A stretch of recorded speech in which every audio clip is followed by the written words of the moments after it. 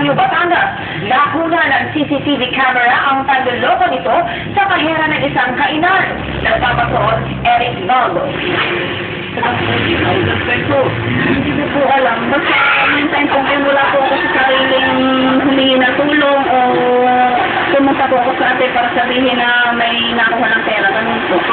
Kapag hilinaw naman ang may-ari ng tindahan, hindi siya ang kausap ng lalaki sa oras at araw na iyon. Nagtataka din naman siya sapagkat alam nito ang ilang bagay tungkol sa kanya. Wala naman. Siguro, yung mga tao ko, nagagawa nilang interview tungkol sa akin, pero normally hindi naman talaga akong bibigay ng detalye tungkol sa akin. Ayon naman sa PNP Rosario na iulat na rin sa kanila ang parehong modus. Paalala na lang nila.